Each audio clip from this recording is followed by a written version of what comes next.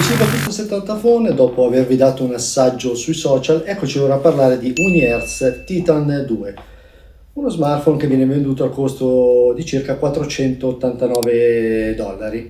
Richiama molto il BlackBerry Passport e a noi comunque è piaciuto.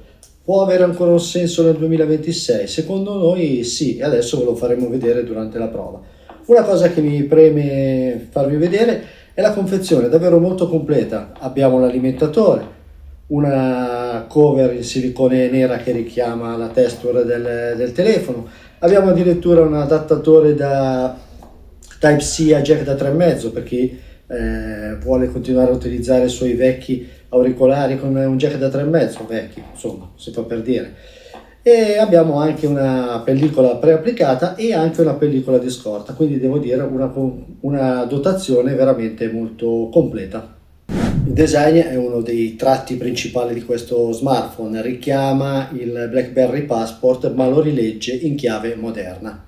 Le dimensioni sono importanti, 137,8 x 88,7 x 10,8 mm x 235 grammi, quindi sì, è largo spesso e si sente parecchio in mano. Però dopo poco capisci che non è un difetto, è parte dell'esperienza. Il telefono dà una bella sensazione di solidità, quasi da strumento di lavoro. Anche due tasti rossi programmabili aggiungono personalità e utilità. Non segue la moda, vuole essere diverso e ci riesce. La tastiera ovviamente è il cuore del Titan 2 ed è la parte che dà veramente più senso al progetto. La cosa importante è che non sia lì solo per nostalgia, si usa bene, ha un bel feedback e restituisce una sensazione che oggi gli smartphone full touch non danno più. Scrivere messaggi, mail o note cambia proprio feeling. Serve un minimo di adattamento, soprattutto per simboli o combinazioni, ma poco dopo diventa piacevole. In più non serve solo digitare, si può usare anche con swipe, gesture e quasi un piccolo trackpad.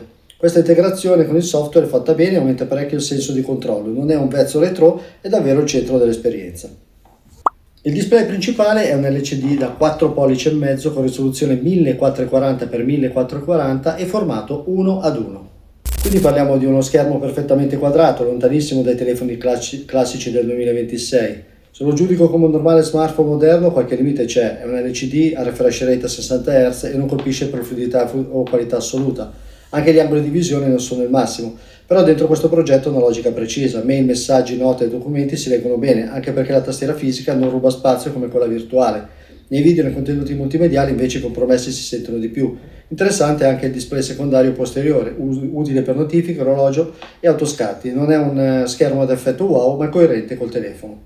Il processore è un MediaTek Dimensity 7003 con 12 GB di RAM LPDDR5 e abbiamo 512 GB di memoria interna UFS 3.1.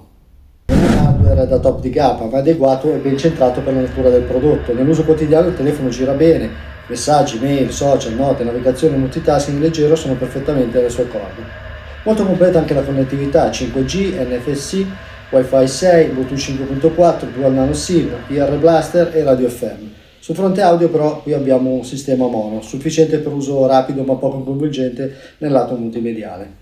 Meglio invece la parte telefonica e comunicativa che è il suo ambiente naturale. La batteria da 5050 mAh convince, nel test 721 siamo arrivati a sera con oltre il 30% residuo.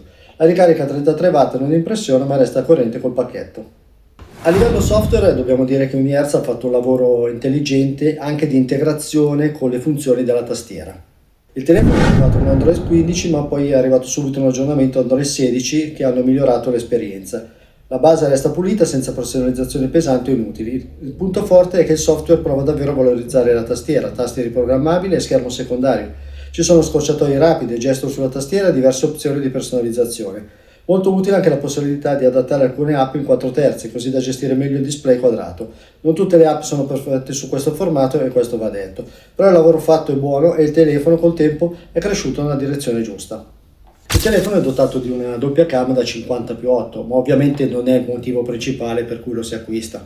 Come vi dicevo, abbiamo una 50 megapixel principale e una 8 megapixel con zoom 3,4x e una selfie da 32 megapixel. In buona luce riesce a portare a casa lo scatto senza grossi problemi. Per foto rapide, documenti, immagini social, uso quotidiano va bene. Quando però la luce cala, la resa scende e si nota subito che non siamo davanti a un camera phone. Bene la presenza dello zoom, che su un prodotto così non è affatto scontata. Interessante anche l'uso del display posteriore per vedersi meglio nei selfie. I video arrivano a 4K a 30 fps, ma in movimento emerge un po' di tremolio. Insomma, comparto sufficiente, ma non centrale per questo prodotto. In conclusione, come avrete capito, è un telefono che ha una propria identità e delle funzioni ben precise, non va acquistato assolutamente per la parte fotografica o multimediale, anche il display è sufficiente, diciamo, non ha una resa cromatica altissima, quindi diciamo che è un telefono con un'identità ben precisa, va benissimo per chi scrive molto, per chi vuole un telefono molto pratico, con una buona autonomia, per cui diciamo che ha una propria identità, non è il classico telefono che si va a perdere in mezzo a mille modelli tutti uguali. Apprezziamo questo tentativo e ci aspettiamo un seguito, magari con qualche miglioramento, diciamo, sui punti che abbiamo reputato un pochettino devolucci. Con questo concluso, un saluto da Loris per Battista 70 Phone.